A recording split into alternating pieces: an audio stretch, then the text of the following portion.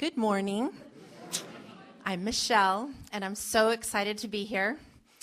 And I'll probably spend a little bit of time right here, and then my energy will get going too much, and I won't be able to control it, so I'll move with that mic.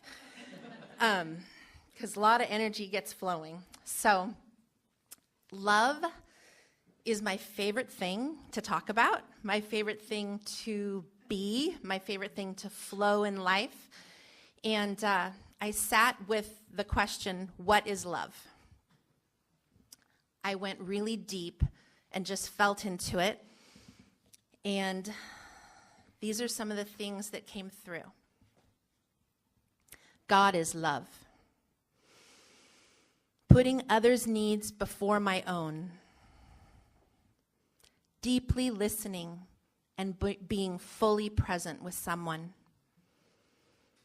Practicing non-judgment. Practicing acceptance. Kindness.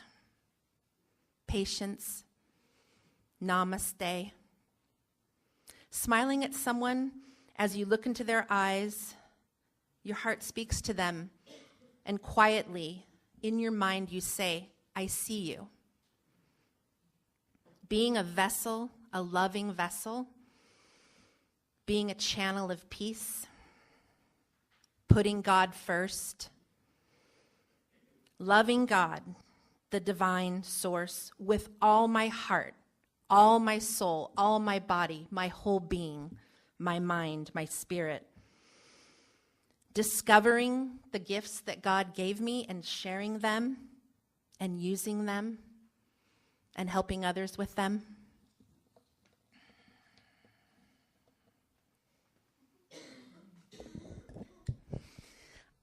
I feel freer this way.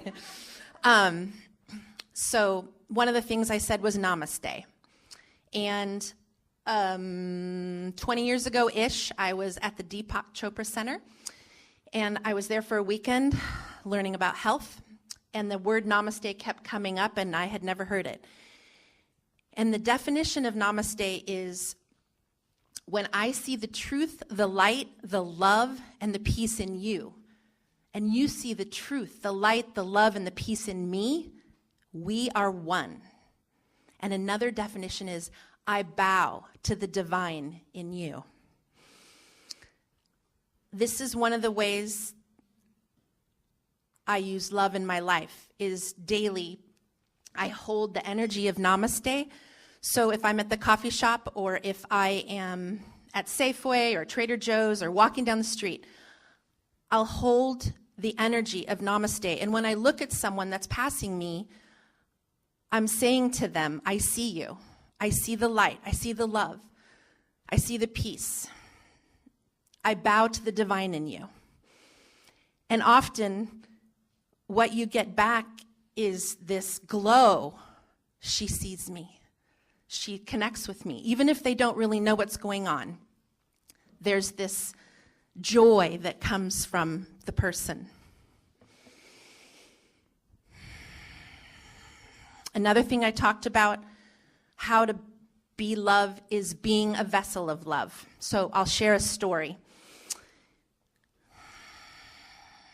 Many years ago, 20-ish years ago, I was waking up in the morning and I felt this deep feeling. I want to know Jesus more. Jesus is love. What does that mean? Who is Jesus? How can I connect closer to Jesus? What I wanted to go deeper into that. So I just asked and I sat with, who is Jesus and how can I be closer? And I sat with that and then I let it go. And about 2 hours later, I was sitting in a neighborhood in Livermore waiting for a friend in my car, and there was a knock on my window of the door. And I turned and I rolled down my window just a little bit, and they said, can I give you something? I said, sure, that would be great. And they slipped a little piece of paper in, and I rolled my window up. And they walked away, and I looked at the paper, and it said, who is Jesus? And I was a bit overwhelmed and surprised, and I didn't quite know what to do with that. And so a couple hours later, I was in an antique store in downtown Livermore. And as I got out of my car and walked in, there was an unusually large picture of Jesus in the front window. And I walked in and I'm like, you're really present today. And then I walked in, and as I was walking around, there was this old lady sitting behind the desk, and she was in deep pain. You could tell something bad had happened. She was so sad. Her head was down. She was kind of curled up in a ball, and she looked like maybe she was the owner of the place. And I wanted to help her, but she didn't look like she wanted anybody near her. So that little voice in my head, because I was really open, said, well, what would Jesus do? And I said, well, he'd probably love her. Well, how can I love her? I could hug her. And you all know that I love to hug. Most of you know I love to hug. Hugging someone that doesn't really want a hug, and it looks like that, isn't the same thing. I'm used to hugging people that are welcoming it, so I didn't want to. But I felt I should. So very uncomfortably, I walked up to the desk and I said, hello. I was wondering if I could give you a hug. And she very slowly lifted her head, and I could see a little bit of light in her eyes, but deep sadness. And she said yes. And she got up, and she was very short, very old, and very frail. And she walked up to me, and my heart was racing. It was very uncomfortable.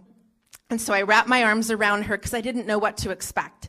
I wrapped my arms around her, and she wrapped her arms around me, and I just held her for a few minutes. And after a few minutes, I calmed down, and she parted from me just a little bit, and she said, I felt so alone. My husband just died, and I've been with him for so many years. Thank you. This really helped me. I really appreciate that you just took a moment, and I don't feel as alone. And what I learned from that was ask for what you want. If you need something, ask Spirit, ask the divine, and miracles will happen. And also, if you're scared to go out of your comfort zone and to be stretched, just take a deep breath and trust that you are Spirit. Spirit is working through you, as you, is you, and that it's not really you. You're just the vessel. So you can lay back into that and trust that amazing things will happen.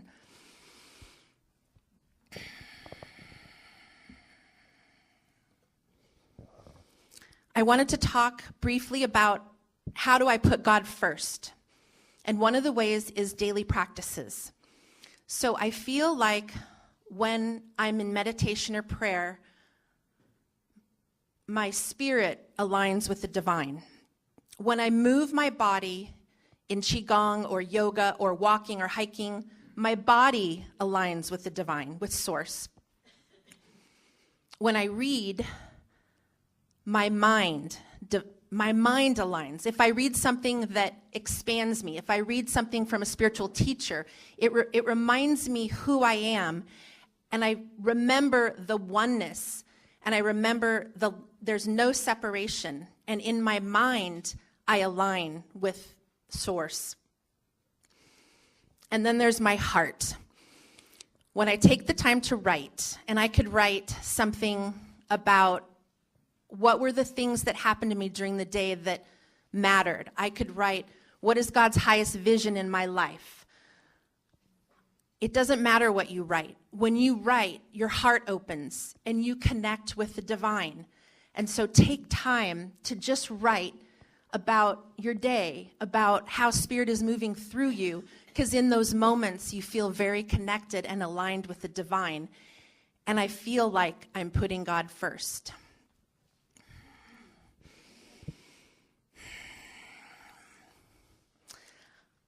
Another story about being a vessel of love. Being fully present and listening is a practice for me. And I have a lot of energy, and I get distracted really easily. And so being fully present and really deeply listening and completely clearing my own thoughts and my own mind is a beautiful practice. It's challenging. So I had this experience a few weeks ago where I was sitting with someone and I was fully present. My mind was clear. I was truly listening to them and really honoring what they were sharing.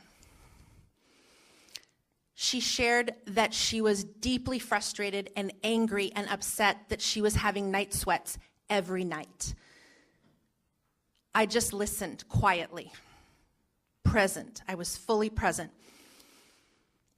Then she said, I wake up and I'm just soaking wet and I don't know what to do and I don't want that to happen anymore and I'm just so frustrated. And I just listened.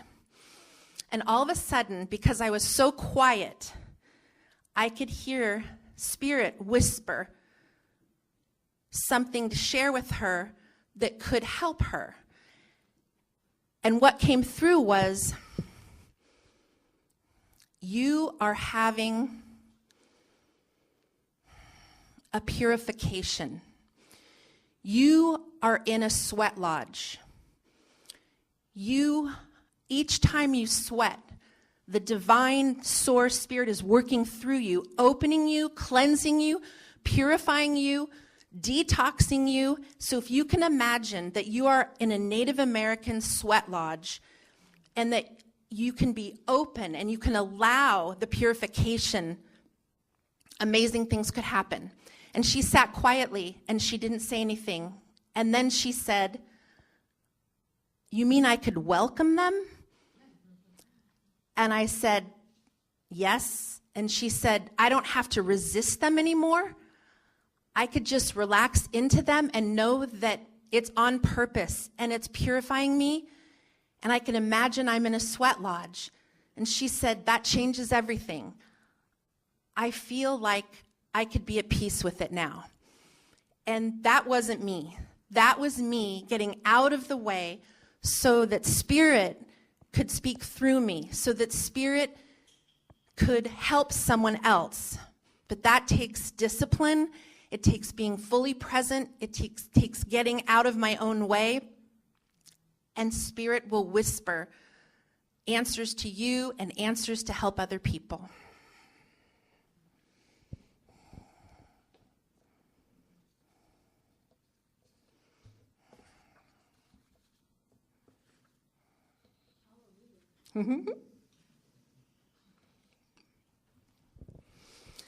Love is powerful. Love is my purpose, my mission, my service. God's highest vision for me is to be a vessel of love. My journey is continuing to discover the different paths and ways to be a vessel of love. How are all of you being a vessel of love in your lives? Something beautiful to sit with. Love heals the planet. Love heals our hearts. We heal each other. Love truly is the answer.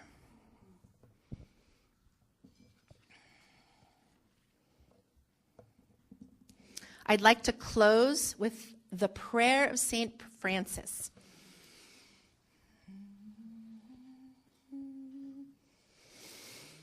Make me a channel of your peace. Where there is hatred, let me bring your love. Where there is injury, your pardon, Lord. And where there's doubt, true faith in you.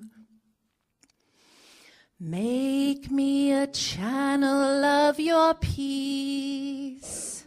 Where there's despair in life, let me bring hope. Where there is darkness, only light. and where there's sadness, ever joy. O Master, grant that I may never seek so much to be consoled as to console, to be understood as to understand, and to love as to love with all my soul. Let us pray.